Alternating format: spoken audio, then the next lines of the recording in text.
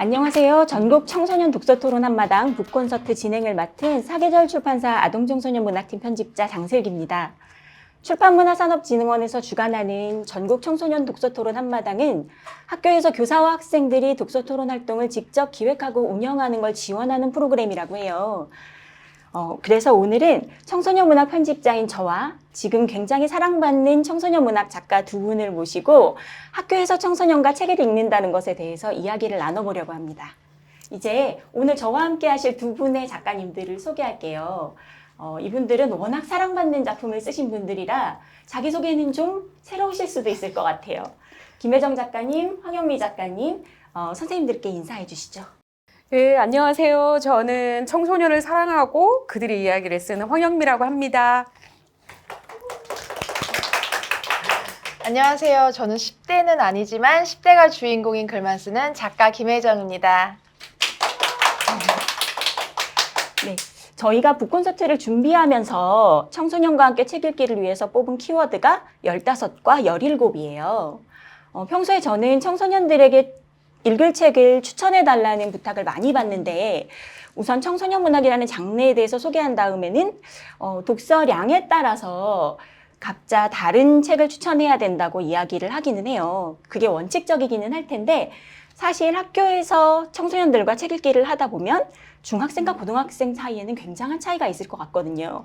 지금 이 방송 보시는 교사분들도 아마 크게 공감하실 거예요. 그래서 이 두 분 작가님들도 학교 강연을 굉장히 많이 하시는 편인데 17과 15 어떻게 다를까요? 어른에게 1년이란 시간은 큰 차이가 없지만 청소년들에게 1년은 차이가 무척 크더라고요.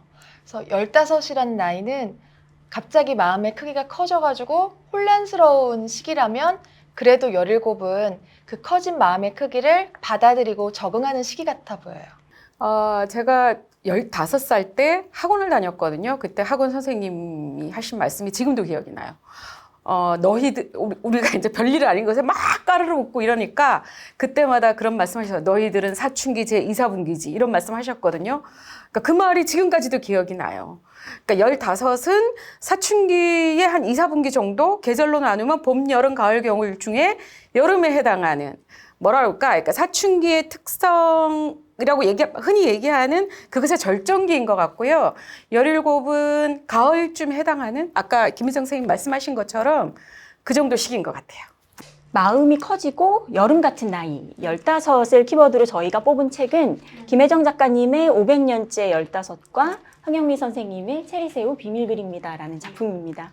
워낙 많이 알고들 계시겠지만 우선 두 분께 직접 책 소개 한번 부탁드려 볼게요. 김혜정 작가님, 500년째 15 어떤 책인가요? 500년째 15은 우리나라 신화와 전설 그리고 민담이 섞인 K 성장 판타지거든요. 인간에서 야호가 된 그 가을이라는 아이가 제목 그대로 500년 동안 15살로 살고 있는 이야기예요. 500년 동안 15으로 살아야 된다는 것에서부터 독자님들이 굉장히 흥미를 느끼실 것 같아요. 황영미 선생님, 체리새우 비밀글입니다는 어떤 작품인가요? 예, 체리새우 비밀글입니다는 중학교 2학년 여학생들의 관계에 대한 이야기예요.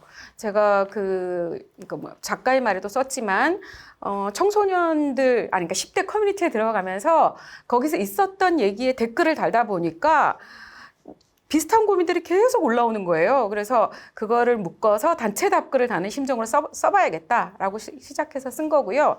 그러니까 은따에 관한 얘기죠. 예.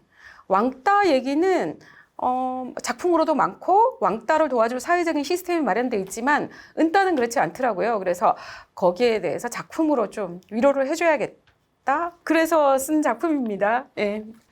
지금 선생님 말씀하신 것을 들어보면은 사실은 청소년들이 사용하는 속어나 은어가 굉장히 많이 나오거든요. 예. 취재는 어떻게 하셨어요? 취재는, 그러니까 제가 취재라고 딱히 그것보다 제가 이렇게 제 안에, 그러니까 그 사춘기 아이들하고 비슷한 정서적인 어떤 게 있는 것 같아요. 저는 어른이 되었는데 이렇게 타협할 수 없는 지점이 있어요, 저한테. 그래서 청소년 소설을 쓰는 것 같고요. 그래서 이제 커뮤니티에 들어가면 비슷하죠. 그러니까 작가님 그런 용어를 어떻게 아셨어요 하는데 그런 용어를 내가 왜 몰라야 되지? 그 생각이 들고요. 그렇게 해서 이제 그 친구들하고 그냥 같이 놀다가 어떤 작품에 들어가면 저는 이제 공부부터 해요. 제가 이렇게 막 영감이 뛰어나고 뭐 아주 그런 사람이 아니어서 공부를 해요. 이런 문제가 왜 생겼지 해가지고 뭐 여러 가지 책도 찾아보고 논문도 읽고 상담센터 자료집들 구해 읽고 뭐 그리고 EBS 다큐도 보고 그렇게 합니다. 그렇게 해서 작품에 딱 들어가는 거죠. 취재가 어떻게 이루어졌는지에 대한 궁금증은 사실은 K-판타지 성장 스토리에도 해당하는 질문일 것 같아요. 선생님은 그 독특한 이야기는 어디서 찾아내셨어요? 저는 우리나라 민담이나 전설 이야기를 많이 좋아하거든요. 그래서 그 전 작품 같은 경우에는 좀 서양 이야기를 좀 많이 썼는데 이번에는 좀 작정하고서 우리나라에 많이 알려진 이야기를 좀 재밌게 좀 다시 모티프를 해서 써보자 해가지고 작품을 써봤습니다. 두 작품 모두 청소년들한테 굉장히 사랑을 받는 작품들인데 장르로 보면 판타지와 리얼리즘 소설이라는 아주 다른 결을 가지고 있어요.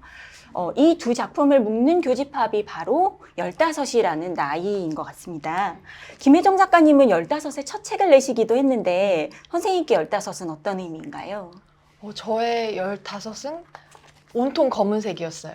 그러니까 어두워서 검은색이 아니라 왜 우리가 어렸을 때 색깔 다 섞는 놀이를 할 때가 있잖아요. 그러면 모든 색을 다 섞으면 검은색이 나와요. 저한테 있어서 그 15살에 모든 감정을 다 느꼈던 것 같아요. 그러니까 뭐 누군가를 좋아했던 그 분홍색 마음도 있었고 설레는 노란색 마음, 그리고 우울했던 보라색 마음, 그리고 되게 어두웠던 회색, 그리고 뭐 좀 침울했던 갈색, 그 모든 색을 다 섞어서 전 다 경험했거든요. 그래서 그때 제가 모든 감정을 다 충분히 느껴봤기 때문에 어른이 된 지금도 어떤 상황마다 하나씩 색깔을 잘 뽑아서 잘 지내고 있지 않나 싶어요. 그래서 청소년 아이들한테 제가 꼭 해주고 싶은 마음은 뭐냐면 모든 감정을 좀 다 느꼈으면 좋겠어요. 뭐 좋아하고 기쁜 감정만 느끼는 게 아니라 다양한 감정이 다 우리를 만들잖아요. 그래서 저는 그때 참 많은 감정을 느꼈던 게 작가 생활하면서도 도움이 되는 것 같아요. 사실 어느 때는 우울하기도 하고 어느 때는 신나기도 하고 그 모든 경험들이 삶을 빼곡하게 채우는 것에 대한 말씀을 해주신 것 같아요. 그래서 하루에도 12번씩 기분이 변하고 어떤 것이든 될 수 있는 색깔이라는 검정이 청소년들 마음에도 쏙 드는 표현일 것 같은 생각이 듭니다. 황영미 작가님, 체리새우 비밀 그립니다의 주인공 다현이는 친구들이 나를 어떻게 생각하지? 하는 것에 굉장히 민감한 아이인데요. 선생님의 15은 어떠신가요? 아니, 김희정 작가님 말씀을 들으니까 제가 어른이 되어서 한 20살 이후에 힘들었던 이유를 알겠어요. 저는 15살 때 이렇게 정말 아무 생각이 없었어요. 그냥 보편적인 사춘기의 특성, 사춘기는 분명한데 그냥 아무 생각이 없고 마냥 즐겁고 이랬던 기억밖에 안 나요. 그래서 나중에 뒤늦게 성장통을 겪지 않았나 이 생각이 드는데 그냥 여기 다현이보다는 약간 이게 작품 속의 해강이랑 많이 닮았어요. 아무 생각 없고 혼자 해맑고 자기가 뭐든 될 수 있다고 생각하는 약간 그런 아이였던 것 같아요. 네. 선생님들 말씀을 듣고 보니까 15살들하고 책 얘기를 할 때는 거창한 주제보다는 오늘 내가 하고 있는 일, 오늘 나의 감정에 대한 생각을 이야기 나눠보는 게 좋을 것 같다는 생각이 듭니다. 이를테면 체리새우 비밀 그립니다를 읽고는 요즘 가장 나를 힘들게 하는 게 무엇인지를 물어본다든지 아니면 500년째 15을 읽고는 만약에 평생 한 나이로만 살아야 한다면 몇 살로 살 것을 선택할지 아니면 그 이유는 무엇인지 그런 것처럼 우리가 좀 책 이야기를 할 때 되게 진지하고 거창한 주제에 대해서 얘기를 하게 되는데 자기 안의 문제를 인식하고 마음의 크기가 커지는 나이라고 하신 것처럼 15살한테는 자기 자신에 대한 질문을 던져보는 게 좋겠다는 그런 생각이 듭니다. 그게 많은 선생님들께 팁이 될 것 같아요. 그런가 하면 17살 인물들이 등장하는 선생님 두 분의 작품은 지금까지 이야기 나눈 작품들이랑은 굉장히 다른, 문체부터 다른 느낌을 보이는데요. 황영미 작가님의 모범생의 생존법과 김혜정 작가님의 학교 안에서라는 작품에 대해서 저희가 얘기를 나눠볼게요. 이 작품들의 차이는 두 분께 15이나 17이 얼마나 다른지를 보여주는 작품이기도 한 것 같아요. 선생님, 모범생의 생존법을 쓰시면서 17 인물을 표현할 때 가장 중요하게 생각하신 건 뭘까요? 그러니까 리얼리티였던 것 같아요, 저는. 그러니까 제가 모범생의 생존법도 비슷하게 10대 입시 카페에서 이제 오랜 기간 있었거든요. 아이가 둘인데 그 아이들 고등학교 때 있었는데 그때 겪었던 일들을 이걸 작품으로 써야겠다. 이 친구들이 그렇게 말하자면 입시 레이스에 들어간 거잖아요. 거기서 아이들을 구겨넣고 이렇게 채찍질하는 거기서 약간 소통했던 그런 얘기들을 쓰고 싶었어요. 그래서 그 친구들이 이건 내 얘기지. 그렇게 느낄 수 있는 그런 작품을 쓰고 싶었죠. 선생님 말씀이 되게 공감이 가는 게 아마 책을 읽으시면 지금 이 강연 보시는 교사분들도 깜짝 놀라실 만큼 모범생의 생존법의 줄거리에는 학교에서 일어나는 일들이 굉장히 상세하고 이렇게 구체적으로 묘사가 되어 있어요. 그 부분은 선생님 취재는 어떻게 하신 거예요? 그거는 이제 우리 애들 둘 이제 학교 때 제가 뭐 그때 그냥 사실 알잖아요. 부모님들도 이렇게 애들 고등학교 때 이제 관심을 기울여야 되니까 그 학교 과정을 알기도 하고 입시 카페에는 거의 매일 들어가야죠. 그래서 그냥 입시 정보를 빼오려고 들어가는 게 아니고 이 친구들이 막 나 오늘 시험 망했어 죽을 거야 막 이런 얘기 같이 댓글 달고 이러다 보니 그 3월엔 뭘 하고 4월엔 뭘 하고 이런 걸 잘 알게 되는 거죠. 그래서 그랬던 것 같아요. 그리고 이게 입시가 그러니까 길게 텀으로 가는 게 아니고 중간중간 많이 바뀌거든요. 그래서 이 작품을 쓸 시점에 달라진 그런 부분에 대해서는 우리 딸의 후배들한테 취재를 했어요.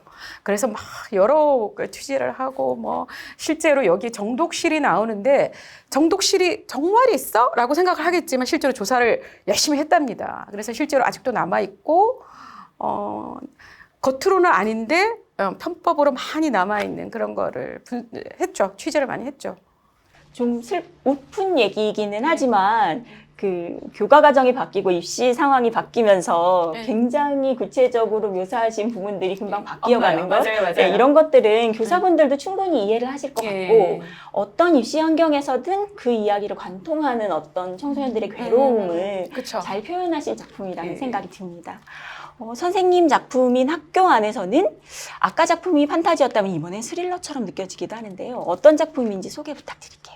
학교 안에서는 어떤 작품이냐면 제가 재난물을 너무 좋아하거든요. 그래서 재난물을 한번 써보고 싶다라고 생각을 했을 때 학생들에게 최대의 재난이 무엇일까 생각을 해봤어요. 바로 집에 가지 못하는 거. 학교에 갇히는 거. 예. 그래서 제가 이 얘기 쓴다고 했을 때 아이들이 다 인상 쓰면서 무슨 학교에 갇힌 얘기를 쓰냐고 이제 끔찍하다고 그렇게 얘기를 했었거든요. 그래서 현진고라는 고등학교를 대상으로 해서 SNS에 협박글이 올라와요. 누구도 현진고 교문을 통과하는 순간 폭발물이 터질 거다. 그랬을 때 학교에 남았던 7명의 학생과 1명의 전 기간제 교사가 버리는 일이거든요. 학교 문이 닫힌 후 진짜 학교의 이야기가 시작된답니다. 예, 궁금하시면 꼭 함께 읽어봐 주세요. 네. 네. 정말 폭발물이 설치됐는지는 아무도 모르지만 한 통의 협박 문자 때문에 아무도 교문을 나가지 못하는 상황이 벌어지는 건데 아까 구미호 이야기도 그렇지만 선생님 작품은 세상 어디에도 없는 이야기인 것 같은 기발한 발상들이 많이 들어있어요. 그런 발상은 어떻게 해내시는 건가요? 저는 작가는 이야기 사냥꾼이라고 생각하거든요. 그러니까 사냥은 가만히 있으면 되지 않고 그 사냥 대상물을 쫓아서 다녀야 되잖아요. 그래서 저는 정말 이야기를 많이 봐요. 재밌어서도 많이 보지만 제가 요즘 어떤 이야기가 좀 재미가 있을까? 어떤 이야기를 좀 사람들이 주목할까? 그걸 알기 위해서 책이나 영화, 드라마를 무척 많이 봐요. 그래서 제가 하루에 창작하는 시간이 한 3시간 정도라면 다른 작가 이야기를 보는 시간이 6시간이에요. 예. 그렇게 보다 보면 새로운 이야기를 또 쓰고 싶은 욕구가 생기고 궁금해져가지고 이야기를 계속 쓸 수 있는 것 같아요. 이 말씀이 글쓰기의 아이디어를 얻고 싶으신 교사나 학생분들한테도 굉장히 도움이 많이 될 것 같은 현실적인 조언이었던 것 같은데요. 사실 이 작품은 정작 코로나로 학교 문이 닫혀서 학교에 갈 수 없는 상황에 출간이 되었잖아요. 선생님이 처음에 작품 쓰셨을 때랑 이 책이 출간됐을 때랑 선생님께 좀 다른 의미를 가지게 됐을 것 같아요. 전 학교 다닐 때 제 소원이 학교 문이 좀 닫혔으면 좋겠다는 생각을 했거든요. 학교가 닫히면 학교 안 갈 수 있잖아요. 그런데 왜 우리나라는 6.25 전쟁 중에도 학교 문이 닫히지 않았다고 했어요. 근데 2020년에 코로나가 생기면서 3월, 4월 2달 동안 학교 문을 닫았거든요. 그때 오히려 사람들이 학교의 의미에 대해서 많이 물어봤던 것 같아요. 학교는 어떻게 존재해야 되는가? 왜 존재해야 되는가? 학교의 의미는 무엇인가? 그 질문을 학교 문이 닫힌 후에 우리가 비로소 했던 것 같아요. 그래서 그 학교 안에서를 읽으며 학생들과 선생님들 그리고 많은 어른들이 학교에 관한 이야기를 더 많이 했으면 좋겠어요. 학생들에게 학교가 어떤 의미인지를 얘기 나눠볼 수 있는 계기가 되는 작품인 것 같아요. 코로나 이전에는 학습 위주의 학교를 사회에서 사고를 했다면 코로나로 문이 닫힌 이후에는 학교가 하는 역할이 그것뿐이 아니었다는 거. 그러니까 선생님들이 하시는 역할, 학교가 하는 역할이 학습뿐이 아니라는 거를 온 사회가 절감한 계기가 아니었나 하는 생각이 듭니다. 그로 인해서 많은 변화가 이루어지고 있다고 보이고요. 지금까지의 이야기들이 창작자의 입장에서 15과 17이 어떻게 다른지에 대한 얘기였다면 사실 책 만드는 사람들의 생각이 제일 직접적으로 보이는 거는 이 책의 표지들이라고 할 수 있습니다. 지금 화면에도 지금 4권의 책 표지가 보이실 텐데요. 이 각기 다른 개성을 가진 책 표지에 대해서 선생님들 각기 생각이 있으실 것 같아요. 비하인드 스토리나 책 표지에 인상적이었던 점 이야기 나눠주실 수 있을까요? 저는 이제 별로 이렇게 전문가분들이 디자인을 하시잖아요. 그래서 마음에 드세요? 딱 그러고 그냥 별로 저한테 권한이 별로 없어요. 근데 표지가 굉장히 마음에 들었죠. 그리고 많은 청소년 독자들이 표지 보고 이 책을 선택했다 이런 친구들이 많았어요. 그래서 되게 예쁘고 이거 특히 모범생의 생존법은 제가 상상했던 그 방준호의 이미지랑 딱 맞아서 깜짝 놀랐어요. 그런 경우에 굉장히 감동을 느끼시는 것 같아요. 뭐 이 디자인 하시는 분하고 이렇게 막 소통한 적이 한 번도 없는데 되게 놀랐어요. 김혜정 선생님은 어떠셨어요? 그 두 표지가 딱 작품을 잘 나타냈던 것 같아요. 그래서 500년째 15은 판타지답게 약간 애니메이션 실제로 그 표지 일러스트 해주셨던 분이 그 연애편지라고 유명한 웹툰 작가님이시거든요. 그래서 약간 애니메이션처럼 아이들이 이거 애니메이션인가요? 라고 질문하는 아이들도 많았어요. 그래서 그 판타지스럽게 이제 잘 나타내 주신 것 같고 학교 안에서는 그 3층 건물에 7개의 창이 있어요. 근데 그 창마다 아이들이 다 다른 모습으로 서 있는데 이 아이들의 모습이 캐릭터 그리고 그 놓여있는 상황을 잘 나타내주고 있어가지고 두 표지 다 마음에 들어요. 네. 아마 방송 보시는 담당 편집자분들이 상당히 기뻐하실 것 같은 생각이 듭니다. 이 4권의 책 표지의 공통점은 인물이 등장한다는 건데 학생분들하고 같이 책 보실 때 이 인물을 어느 각도에서 혹은 가깝게 혹은 멀게 왜 실루엣으로 표현했지? 하는 얘기들을 나눠보시는 것도 재미있는 활동이 될 것 같아요.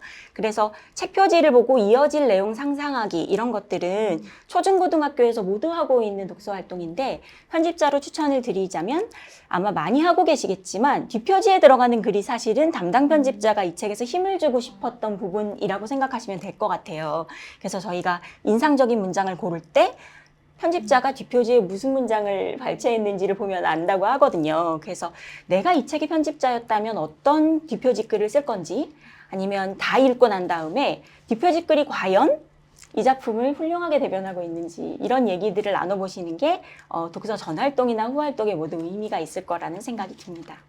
지금까지 이렇게 4권의 작품들을 저희가 일별해 봤는데 선생님들께서 만약에 이 작품들을 15, 17 독자와 어떤 키워드를 가지고 소개를 하신다면 한 단어로 어떻게 표현하실지 아니면 혹은 한마디로 어떻게 표현하시겠어요? 체리새우 비밀 그립니다 같은 경우는 친구 그럴 것 같고요.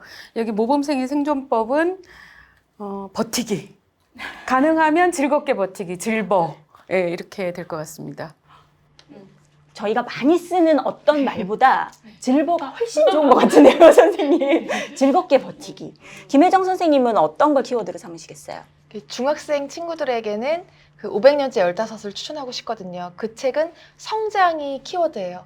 물론 주인공 가을이는 15살의 신체적 성장이 멈춰 있어서 더 이상 자라나고 있지 않지만 새로운 사람과 새로운 환경에 처하면서 변하면서 성장을 하는 모습을 보여주거든요. 그리고 학교 안에서의 키워드는 갈등이에요. 그래서 인간관계에서 사실 남들과 잘 지내는 것보다는 어떻게 하면 갈등을 덜 겪을 수 있을 것인가, 갈등을 어떻게 해결할 것인가가 저는 더 중요하다라고 생각을 하거든요. 그래서 학교 안에서는 고등학생 친구들과 함께 갈등에 대한 이야기를 하면 좋지 않을까 싶은 작품이에요. 두 분 작가님이 말씀해주신 성장, 관계, 갈등 이런 키워드들은 사실 평범해 보이지만 청소년들과 어떤 얘기를 하든 저희가 중요한 화두로 삼을 만한 키워드들이에요.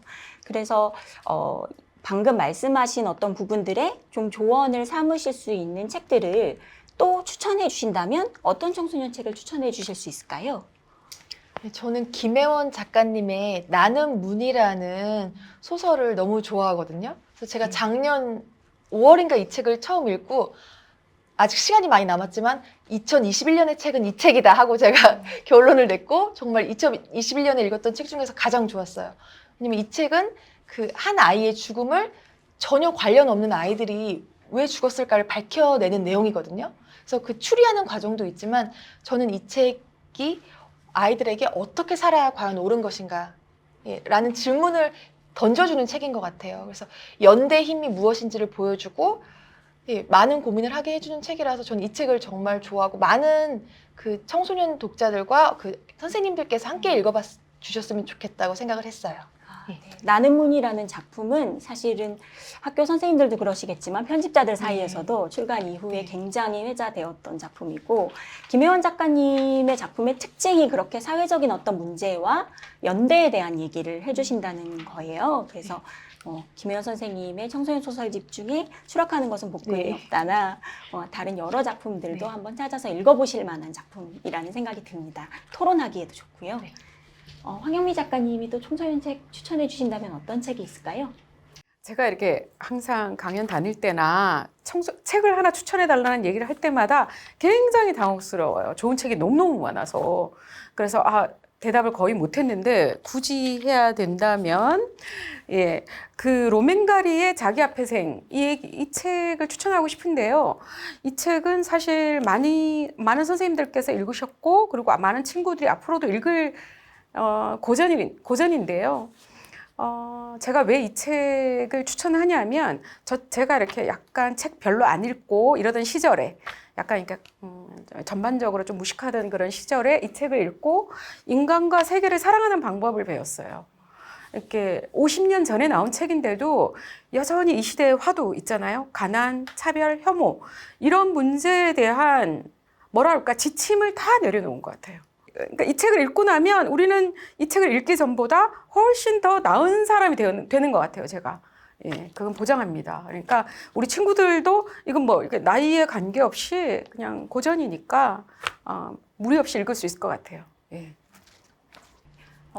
방금 말씀하신 자기 앞의 생은 정말로 현대의 고전인데 최근에 중고등학교에서 굉장히 고전 읽기 수업이 강화되고 있는데 그 고전 읽기가 좀 두껍고 요즘 쓰는 말이 아니다 보니까 어려움을 느끼시는 분들이 많은 것 같아요. 근데 선생님 지금 추천해 주신 생양가운 자기 앞의 생이라는 작품은 어린이를 화자로 하고 있기 때문에 철학적이기는 하지만 말 자체가 어렵지 않아서 자기 앞의 생은 꼭 한번 읽어보실 만한 고전이라고 추천해 드리겠습니다.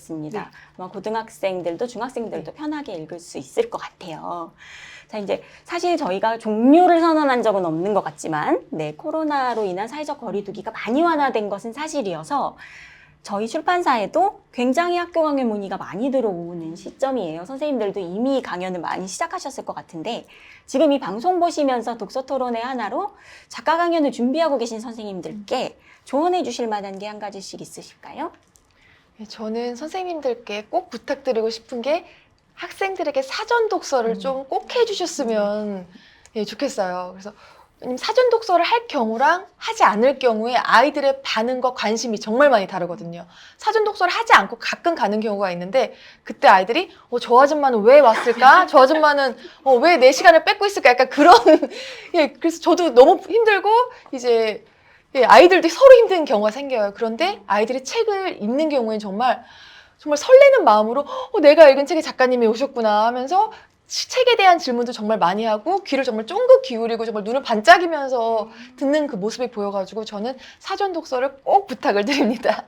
사실은 책을 읽고 작가님을 만나는 것과 그렇지 않은 것에 1시간이 주는 밀도가 독자님들한테도 굉장히 다르기 때문에 이것은 더 말할 것 없이 네. 가장 중요한 조언인 것 같고요. 황영미 선생님은 어떻게 생각하세요? 김혜정 작가님하고 비슷한데요. 미리 책을 읽고 그 다음에 이렇게 진짜 이렇게 모범적인 그런 학교들이 있어요. 그러니까 독후 활동을 해요. 그래서 미리 써보고 뭐 그림도 그려보고 해가지고 막 전시해놓고 이러면 저도 굉장히 즐겁고 이 친구들도 자기네들이 뭔가 했다는 이것 때문에 적극적이에요. 그러니까 이런 학교의 공통적인 특징이 제가 가서 강연을 하면 작가님이 좀 빨리 끝내줬으면 빨리 끝내야 자기네들이 할 말이 너무너무 많거든요. 그러니까 자기네들이 막 얘기하고 이제 제가 이런 생각을 하는데 어떠세요?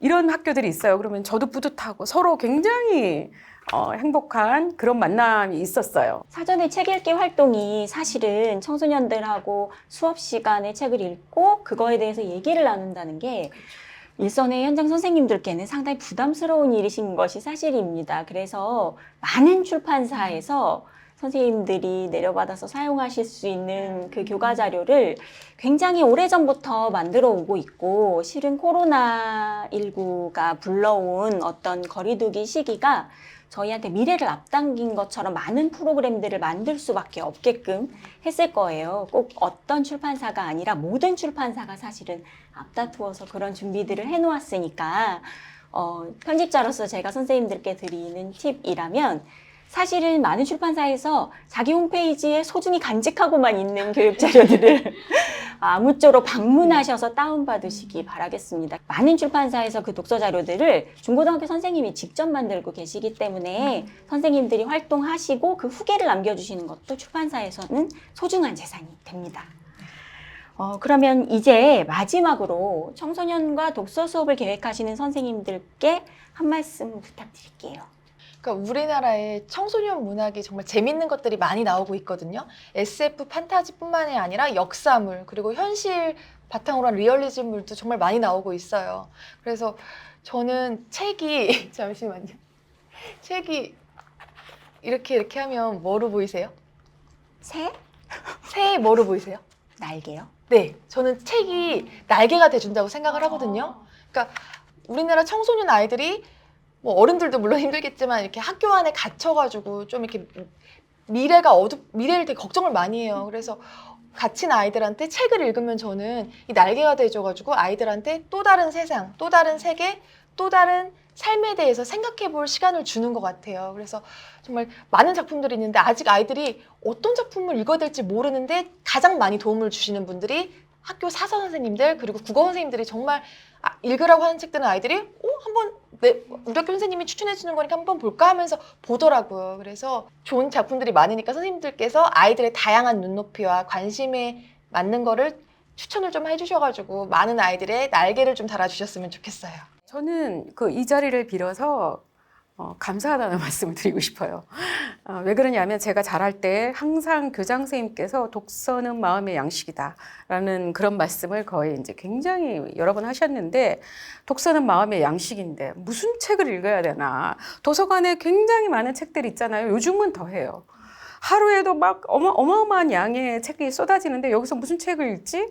그러니까 너무 많으니까 오히려 못 읽는 거예요. 뭘 선택해야 될지 모르고. 이럴 때 선생님들께서 이렇게 먼저 이런 책들을 추천해 주시면 친구들이 그걸 읽고 이렇게 새로운, 아까 말씀하신 것처럼 새로운 세상을 향한 이렇게 문을 탁 들어가는 거죠. 그래서 선생님들 너무 감사하고요. 제가 자랄 때 사실 이런 담당 선생님들이 있었다면 제가 이렇게 긴 기간 무식하게 살지 않았을 텐데 되게 고맙습니다. 예. 미디어에 익숙한 청소년들하고 책을 읽는다는 것, 혹은 책 읽기의 즐거움을 알려준다는 것, 굉장히 어려운 일이고, 일선 선생님들뿐만이 아니라 책을 쓰고 계신 작가님들이나 책을 만드는 저 같은 편집자들이 모두 함께 고민을 해야 될 부분인 것 같습니다. 짧은 시간이었지만 청소년 문학 작가님들과 의미 있는 이야기를 나눠봤는데요. 오늘 이 이야기가 전국 독서토론 한마당 준비하시는 선생님들은 물론 학교 현장에 청소년과 책 읽기를 고민하시는 모든 분들께 조금이나마 도움이 되어드리기를 바라는 마음입니다. 궁금한 점이나 더 이야기 나누고 싶은 점이 있으시면 영상에 댓글로 남겨주시고요. 전국 청소년 독서토론 한마당에 참가자 전원에게 선물을 드리는 이벤트도 진행하고 있다고 하니까 많은 관심 부탁드리겠습니다. 그럼 저희는 이만 인사드리겠습니다. 감사합니다. 감사합니다.